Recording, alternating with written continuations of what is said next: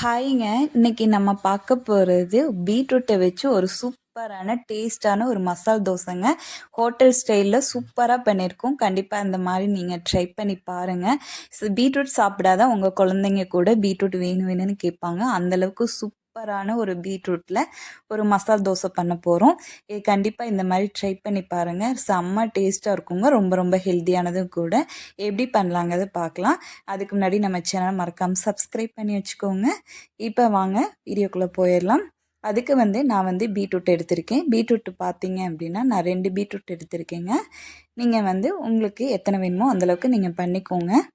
நான் 2 எடுத்திருக்கேன். இதை நல்லா தோலெல்லாம் சீவிட்டு நீங்கள் குட்டி குட்டி பீசஸாக கட் பண்ணி எடுத்துக்கோங்க. இந்த மாதிரி தோலெல்லாம் நல்லா ரிமூவ் பண்ணிக்கோங்க. இந்த மாதிரி சீவி எடுத்துக்கோங்க. சீவினதுக்கப்புறம் பீசஸாக இந்த மாதிரி நீங்கள் கட் பண்ணி எடுத்துக்கோங்க. கட் பண்ணதை நம்ம ஒரு பாத்திரத்தில் போட்டு வேக வைக்க போகிறோம். பார்த்தீங்கன்னா இது ஒரு மீடியம் ஃப்ளேமில் ஒரு 10 to 15 நிமிஷம் வரைக்கும் நீங்கள் வேக வச்சு எடுத்துக்கோங்க. இது கையில் தொட்டு பார்த்தீங்க அப்படின்னா நல்லா வெந்து வந்திருக்கணும். அந்தளவுக்கு நீங்கள் தண்ணி மூழ்கிற அளவுக்கு ஊற்றிக்கோங்க. காய் மூழ்கிற அளவுக்கு ஊற்றிக்கோங்க. இப்போ நம்ம அடுப்பில் வச்சு ஆன் பண்ணிக்க போகிறோம். இப்போ பார்த்தீங்க அப்படின்னா பீட்ரூட் நல்லா வேக வச்சு எடுத்துக்கலாம். நீங்கள் லோ அண்ட் மீடியம் ஃப்ளேம்லேயே அளவாக வச்சுக்கோங்க.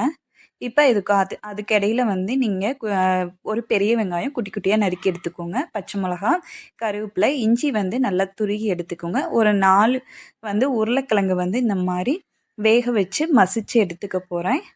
இப்போ நான் ஆல்ரெடி வேக வச்சு எடுத்து வச்சுருக்கேன். இந்த மாதிரி நீங்கள் உடச்சி விட்டுக்கோங்க. இப்போ இது எல்லாமே ரெடி பண்ணி வச்சுருக்கோம்.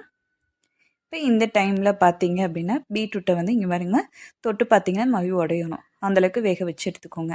இதை நம்ம ஒரு மிக்சி ஜாரில் போட்டு அரைச்சி எடுத்துக்க போகிறேன். இதை ஆற வச்சு நீங்கள் மிக்சி ஜாரில் சேர்த்திக்கோங்க. இப்போ பார்த்தீங்கன்னா இது நல்லா தண்ணி எதுவும் சேர்க்க தேவையில்லை, அப்படியே அரைச்சிக்கோங்க. பார்த்தீங்கன்னா இந்த மாதிரி நல்லா பேஸ்ட்டாக அரைச்சி வந்துருச்சு. இப்போ நம்ம தாளிப்பு பண்ணிடலாம். எண்ணெய் ஊற்றிக்கோங்க. எண்ணெய் ஒரு 2லேருந்து 3 ஸ்பூன் அளவாக ஊற்றிக்கோங்க. இப்போ இதில் பார்த்தீங்க அப்படின்னா கடலைப்பருப்பு சேர்த்துக்கோங்க. அதுக்கப்புறம் பார்த்தீங்க அப்படின்னா கடுகு சேர்த்துக்கோங்க. கடுகும் உளுந்தம்பருப்பும் சேர்த்துக்கோங்க. இப்போ சோம்பு சேர்த்துக்கோங்க. சோம்பு 1 ஸ்பூன் சேர்த்துக்கோங்க. இப்போ இது நல்லா பொரிஞ்சு வரட்டும். இப்போ இந்த டைமில் பார்த்தீங்க அப்படின்னா இது பொரிஞ்சு வந்ததுக்கப்புறம் நம்ம துருகி வச்சுருக்கிற இஞ்சி குட்டி குட்டியாக நீங்கள் கட் பண்ணி சேர்த்துக்கோங்க. இல்லைன்னா திருகி சேர்த்துக்கோங்க. கருவேப்பிலை சேர்த்துக்கோங்க. பச்சை மிளகா குட்டி குட்டியாக நான் இனிப்பாக இருக்கிறதுனால பீட்ரூட்டு ஒரு 3 பச்சை மிளகா சேர்த்துருக்கேன். நமக்கு இனிப்பு காரமும் கொஞ்சம் கலந்த மாதிரி இருக்கணும். அதனால் மிளகா கொஞ்சம் ஜாஸ்தியாக போட்டிருக்கேன். பீட்ரூட்டு நம்ம சேர்க்கறனால கொஞ்சம் மிளகா அதிகமாக பண்ணிக்கலாம். இப்போ குட்டி குட்டியாக நறுக்கி வச்சுருக்க பெரிய வெங்காயம். இப்போ இது எல்லாமே நல்லா வதங்கி வரணும். லைட்டாக இந்த டைமில் நீங்கள் உப்பு போட்டுக்கோங்க. அப்போ தான் வெங்காயம் சீக்கிரம் வதங்கி வரும். இப்போ நீங்கள் உப்பு போட்டு வதக்கிக்கோங்க. இப்போ வெங்காயம் நல்லா வதங்கி வரட்டும். வெங்காயம் வதங்கி வந்ததுக்கப்புறம் நம்ம அரைச்சி வச்சுருக்க பீட்ரூட் இருக்குங்களா, அதை நம்ம சேர்த்துக்க போகிறோம். இப்போ பீட்ரூட்டு சேர்த்ததுக்கப்புறம் நம்ம உருளைக்கிழங்கையும் சேர்த்துக்கலாங்க. அவ்வளோதான். பீட்ரூட் என்னென்னா வேக வச்சு நம்ம அரைச்சதுனால இது ரொம்ப நேரம் குக் பண்ணணுன்னு அவசியம் இல்லை. உருளைக்கிழங்கும் பாயில் பண்ணி எடுத்தது தான்.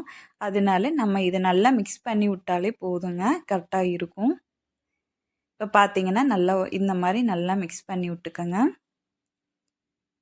உங்களுக்கு உருளைக்கிழங்கு, பீட்ரூட்டு எல்லாமே நல்லா மிக்ஸ் ஆகி வரணும். அந்தளவுக்கு நல்லா மிக்ஸ் பண்ணி விட்டுக்குங்க. பார்க்கவே கலராக அழகாக இருக்குது. 2வது வெஜிடபிள் நம்ம சேர்த்து சாப்பிட்றதுனால இந்த மாதிரி செஞ்சு கொடுத்தோம்னா நம்ம குழந்தைங்க சூப்பராக சாப்பிடுவாங்க. பீட்ரூட் சாப்பிடாதவங்க கூட சாப்பிடுவாங்க. உப்பு பத்தலைன்னா மறுபடியும் சேர்த்துக்கோங்க. எனக்கு கொஞ்சம் பத்தாத மாதிரி இருந்துச்சு, நான் மறுபடியும் சேர்த்துக்கிட்டேன். அவ்வளோதாங்க. லாஸ்ட்டாக நம்ம கொத்தமல்லி போட்டு இறக்க போகிறோம். இது ரொம்ப ரொம்ப ஈஸி தாங்க. ரொம்ப டேஸ்ட்டாக இருக்கும். தோசை கூட நம்ம இந்த மாதிரி மசால் தோசை நார்மலாக இது நீங்கள் இதை பூரிக்கும் சேர்த்து சாப்பிட்டுக்கோங்க. சூப்பராக இருக்கும். இந்த மசாலா பூரிக்கு மசாலாவும் சாப்பிட்டுக்கலாம். இப்போ தோசைக்கெல்லாம் லைட்டாக எண்ணெய் தெளிச்சு விட்டு நம்ம மாவு ஊற்றிக்க போகிறோம். மாவு ஊற்றிட்டு நல்லா 2 பக்கம் வேக வச்சதுக்கப்புறம் மசாலா தடவுங்க. ஏன்னா நமக்கு வந்து உள்ளுக்குள்ளே வந்து மாவு மாவாக இருந்தாலும் தோசை வந்து நல்லா இருக்காது.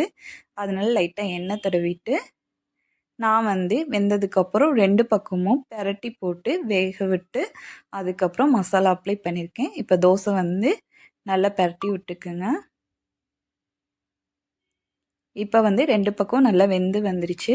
இப்போ மறுபடியும் திருப்பி போட்டுட்டு நம்ம வந்து ஆல்ரெடி ரெடி பண்ணி வச்சுருக்கிற நம்ம இது பீட்ரூட் மசாலா வந்து சேர்த்துக்கலாங்க. வந்து சூப்பராக இருக்குங்க. டேஸ்ட்டு பக்காவாக இருக்குங்க. நார்மல் மசால் தோசையை விட இப்போ பீட்ரூட் சேர்த்துருக்கறனால நல்லா கலர்ஃபுல்லாகவும் இருக்கும். டேஸ்ட்டும் பக்காவாக இருக்குங்க. அந்த ஸ்மெல் எதுவுமே இல்லைங்க. செம்ம டேஸ்ட்டாக இருக்குங்க. இப்போ இதை ஃபுல்லாக அப்ளை பண்ணிவிட்டு நம்ம வந்து ரோல் பண்ணி எடுத்துக்க போகிறோம். இது வந்து நம்ம ஹோட்டலில் கிடைக்கிற மாதிரி அதே டேஸ்ட்டில் சூப்பராக அதை விடவும் சூப்பராக ஒரு மசால் தோசை ரெடி பண்ணியாச்சுங்க. இது கூட சாம்பார் சட்னி அப்படி கூட சாப்பிட்லாம். செம்ம டேஸ்ட்டாக இருக்குங்க. கண்டிப்பாக ட்ரை பண்ணி பாருங்கள். மறக்காமல் நம்ம சேனலை சப்ஸ்கிரைப் பண்ணி வச்சுக்கோங்க. அவ்வளோதான் ஃப்ரெண்ட்ஸ். ஒரு சூப்பராக